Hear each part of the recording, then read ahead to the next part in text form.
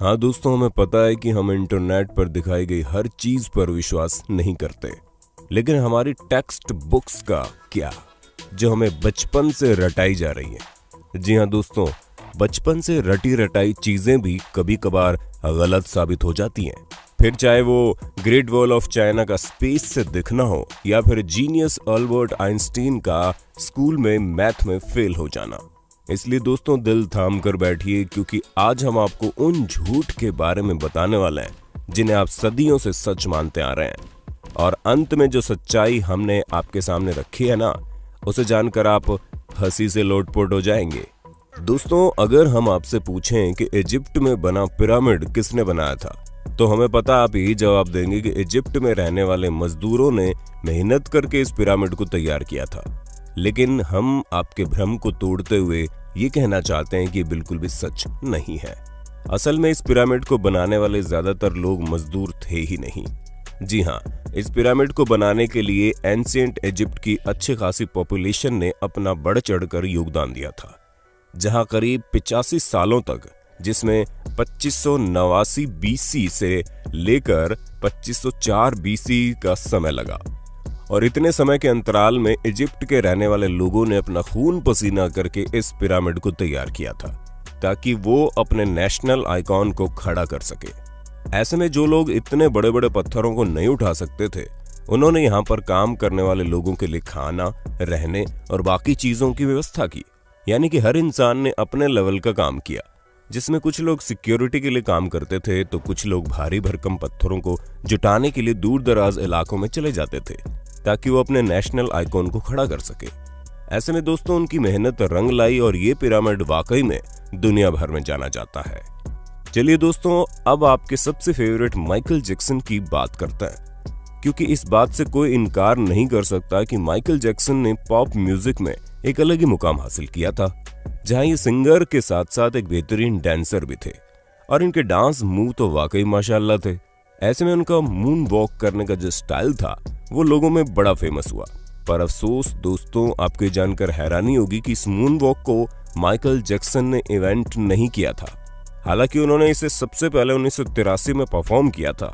पर दोस्तों, असल में माइकल जैक्सन ने ये मून वॉक कैस्पर कैंडिडेट और कूली जैक्सन से सीखा था, जिन्होंने 1970 में इसे परफॉर्म कर दिया था। वहीं मार्शल मार्कियो ने भी इस मून वॉक को माइकल जैक्सन से पहले परफॉर्म कर दिया था, और इन सभी लोगों से पहले बिल बैले नाम के टैप डांसर ने भी इसे परफॉर्म किया था। ऐसे में ये बता पाना मुश्किल है कि इस मून वॉक को किसने इन्वेंट किया, लेकिन वो शख्स माइकल जैक्सन तो नहीं है। अब आप एक और सिर घुमा देने वाली बात सुनिए, क्योंकि आप लोगों ने कार्बन डेटिंग का नाम तो सुना ही होगा। अरे नहीं दोस्तों, ये टिंडर में राइट लेफ्ट स्वाइप करने वाली डेटिंग नहीं है, बल्कि एक ऐसा मेथड है जिसके जरिए एटमॉस्फेयर में कार्बन डाइऑक्साइड के चेंज होने पर चीजों की असली उम्र बताई जा सकती है। ऐसे में आर्कियोलॉजिस्ट कार्बन डेटिंग का इस्तेमाल करके ये पता लगाते हैं कि उनके द्वारा खोजी गई चीजें कितनी पुरानी है। और इसी वजह से हम भी आपको जितनी भी चीजों की जानकारी देते हैं, उनकी उम्र कार्बन डेटिंग के हिसाब से ही होती है। और विलर्ड लिबी नाम के जिस प्रोफेसर ने कार्बन डेट्स का पता लगाया था, और इस काम के लिए उन्हें नोबेल प्राइज भी मिला था। लेकिन दोस्तों, दिल थाम लीजिए, क्योंकि हम आपको बता दें कि कार्बन डेटिंग के जरिए चीजों की असली उम्र पता लगाना बहुत मुश्किल है। और ऐसा इसलिए क्योंकि हर जगह का एटमॉस्फेयर अलग अलग तरीके से चेंज होता है। हालांकि कुछ हद तक चीजें सही जा सकती है, लेकिन अब आप खुद सोचिए कि दो प्लांट हो, जिनमें से एक अमेरिका में हो और एक ग्रीनलैंड में, तो जाहिर सी बात है कि टेम्परेचर इफेक्ट की वजह से दोनों की ग्रोथ में काफी डिफरेंस आएगा। इसी तरह से कार्बन डेटिंग का भी हिसाब किताब है। अब चलिए दोस्तों, आपको एक और मिथ बस्टर स्टोरी सुनाते हैं, जो किसी और की नहीं बल्कि लॉक नेस मॉन्स्टर की फेक फोटो स्टोरी है। जी हाँ दोस्तों, जहां इस मॉन्स्टर की फोटो को न्यूज़पेपर में दिखाकर लोगों को हैरान करने में कोई कसर नहीं छोड़ी गई थी। और कई सारे लोग तो इस बात पर विश्वास भी कर बैठे थे कि सालों पहले गायब हो चुका ये क्रिएचर अब वापस से तहलका मचाने आ गया है। ऐसे में दोस्तों, लॉक नेस को स्कॉटलैंड में देखे जाने की बात कही गई। इस तस्वीर को सबसे पहले रॉबर्ट केनेथ विल्सन ने 1934 में लोगों के सामने रखा, और करीब 60 सालों तक इनकी ली गई इस तस्वीर को सच्चा समझा जा रहा था। लेकिन वो कहते हैं ना कि झूठ के दिन 4, सच चले 1000 साल। हाँ दोस्तों, हमें पता है हमारी बनाई गई कहावत उतनी अच्छी नहीं है, लेकिन इस जगह पर बिल्कुल फिट बैठती है, क्योंकि 1994 में ये बात लोगों के सामने आ गई कि लॉक नेस मॉन्स्टर का जो शेप उस तस्वीर में था वो कुछ और नहीं बल्कि एक टॉय सबमरीन थी, जिसे पानी में इस तरह डाला गया था कि वो उस क्रिएचर की तरह दिखाई दे। और ऐसा मर्म्यूडेक नाम के जर्नलिस्ट ने किया था ताकि वो अपने न्यूज़पेपर से बदला ले सके, क्योंकि उनके न्यूज़पेपर ने लॉक नेस मॉन्स्टर के बारे में छापने की वजह से उन्हें बातें सुना दी थी। और इसी वजह से उन्होंने इतनी बड़ी कहानी रची जिसके चंगुल में दुनिया करीब 60 सालों तक थी। दोस्तों, जब आप दुनिया के अजूबों के बारे में सोचते होंगे तो आपके दिमाग में सबसे पहले क्या आता होगा? माचू पिच्चू, ताजमहल या ग्रेट वॉल ऑफ चाइना? लेकिन बाकी सबका तो ठीक है, लेकिन ग्रेट वॉल ऑफ चाइना के बारे में हम आपको बता दें ये इतना भी ग्रेट नहीं है कि स्पेस से दिखने लग जाए। जी हाँ दोस्तों, क्योंकि सच्चाई तो ये है कि ये इतना बड़ा भी नहीं है कि इसे हमारे एटमॉस्फेयर के बाहर किसी भी जगह से देखा जा सके, फिर चाहे वो मून ही क्यों ना हो जो हमारे सबसे करीब है।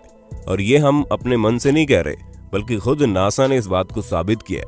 हालांकि भले ही 21,196 किलोमीटर लंबी हो, लेकिन अगर हम इसकी चौड़ाई की बात करें तो ये बॉटम से मात्र 20 फुट चौड़ी है और टॉप से केवल 16 फुट चौड़ी है। हम आपको बता दें कि ये अफवाह 1754 के आसपास शुरू हुई। ऐसे में ये चीज हमारे चांद पर पहुंचने और स्पेस में सैटेलाइट पहुंचाने से बहुत पहले की बात है, तो ये सिवाय अफवाह के और कुछ नहीं है। अब भले ही हर साल यहाँ पर करोड़ों की संख्या में लोग आते हो, लेकिन अफसोस वो चाइना की जिस दीवार पर खड़े होते हैं वो स्पेस से तो नहीं दिखती। चलिए दोस्तों, चाइना से आप हमें ये बता दो कि दुनिया भर में तहलका मचाने वाला कोरोना वायरस चाइना की किस जगह पर सबसे पहले फैला था? हमें पता है आपको जवाब पता होगा, इसलिए कमेंट बॉक्स में एक भी इंसान का जवाब छूटना नहीं चाहिए। वैसे दोस्तों, जब कभी भी आप वाइकिंग्स के बारे में सोचते होंगे तो आपके दिमाग में सबसे पहले चीज क्या आती होगी? हमें पता है ज्यादातर लोगों को बड़े से जहाज का साइज और सींग निकले हुए हेलमेट याद आते होंगे, पर हम आपको बता दें ये दोनों ही चीजें झूठी हैं, जो कि हमारी मेन स्ट्रीम मीडिया द्वारा हमारे दिमाग में डाली गई। असल में कई सारे हिस्टोरियंस को वाइकिंग्स के समय के टूल्स मिले हैं, जिनमें से एक भी हेलमेट ऐसा नहीं मिला जिसमें सींग लगे हों। हालांकि ये माना जा सकता है कि वो लोग लड़ते टाइम खुद को बचाने के लिए हेलमेट का यूज करते होंगे, लेकिन इसका मतलब ये नहीं है कि उनके हेलमेट में ही डायरेक्ट सींग लगे हों। दोस्तों, ये जो अफवाह है ये तब से फैलनी शुरू हुई जब गुस्ताव मालस्ट्रोम नाम के आर्टिस्ट ने अपने आर्ट में वाइकिंग्स के हेलमेट में सींग लगा दिए, और तभी से लोग ये समझने लगे कि उनके हेलमेट में सींग होते थे, जबकि ऐसा कुछ भी नहीं है। तो दोस्तों, हमें पूरी उम्मीद है आपको अपने होस्ट और दोस्त सैम की वीडियो में मजा आ रहा होगा।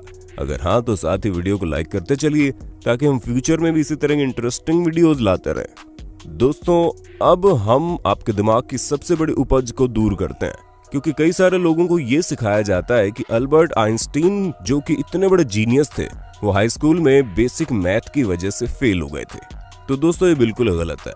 जी हाँ, ऐसा कुछ भी नहीं है, बल्कि आइंस्टीन तो उल्टा मैथ के जीनियस थे, जहां मात्र 15 साल की उम्र में उन्होंने मैथ में अपनी बहुत अच्छी पकड़ बना ली थी। अब दोस्तों, जाहिर सी बात है, जो शख्स फिजिक्स की दुनिया में इतनी बड़ी उपलब्धियां पाया हो, उसे बेसिक मैथ ना आती हो, वो भी हाई स्कूल के समय में, ये चीज थोड़ी सी खटकती है। पर हमें तो बुरा उन लोगों के लिए लगता है जो ये सोचते हैं कि उन्हें मैथ नहीं आएगी, फिर भी वो साइंटिस्ट बन जाएंगे। अरे दोस्तों, साइंटिस्ट बनने के लिए मैथ भी जरूरी है, ठीक उसी तरह जिस तरह सिंगर बनने के लिए अच्छा गाना जरूरी है, और डांसर बनने के लिए अच्छे मूव्स करने जरूरी हैं, क्योंकि ये सभी चीजें बेसिक्स हैं। दोस्तों, हमें पता है आपको इस बारे में कुछ भी पता नहीं होगा, लेकिन हम आपको बता दें कि 19वीं सदी के मध्य में अमेरिका में एक बहुत बड़ी अफवाह चली थी, जहां पर सिगरेट बेचने वाली कंपनियां एडवर्टीजमेंट में कहती थीं कि सिगरेट सेहत के लिए अच्छी होती है। जी हाँ दोस्तों, हैरान मत होइए, एक्चुअल में ऐसा होता था क्योंकि कुछ कंपनियां ये तक कहती थी कि डेंटिस्ट खुद लोगों को सिगरेट पीने की सलाह देते हैं और ये सेहत के लिए बहुत अच्छी होती हैं, जिससे टेंशन वगैरह भी कम होता है। और इस तरह के कई सारे एड कैंपेन उस समय चल रहे थे, जिसकी वजह से अमेरिका के करीब 45% लोग सिगरेट की लत लगा चुके थे। हालांकि अभी भी अमेरिका में सिगरेट पीने वालों की कोई कमी नहीं है, लेकिन उस समय पूरे 45% लोग सिगरेट पीते थे, यानी कि करीब 7 करोड़ लोग तो केवल सिगरेट ही पिया करते थे। वो तो बाद में पता चला कि ये सेहत के लिए हानिकारक है, जिससे भगवान आपको अपने पास जल्दी बुला लेते हैं, और इसी वजह से लोगों ने मरने के डर के कारण सिगरेट को टाटा बाय बाय कहना जरूरी समझा। पर शायद अभी भी कुछ लोग इस बात को नहीं समझते हैं। दोस्तों आज के लिए बस इतना ही। उम्मीद है आपको हमारी वीडियो पसंद आई होगी। अगर हाँ तो इस वीडियो के बारे में हमें कमेंट करके जरूर बताना और ऐसे इंटरेस्टिंग वीडियोस लगातार देखने के लिए हमारे चैनल को लाइक, शेयर और सब्सक्राइब करना बिल्कुल ना भूलें। धन्यवाद।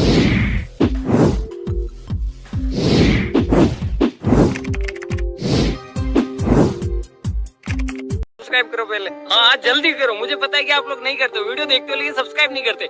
लाल कलर का बटन है, इसे दबाओ, जल्दी दबाओ, जल्दी दबाओ, फिर मैं शुरू करूँ। दबा दो जल्दी। टूटा टूटा एक परिंदा है।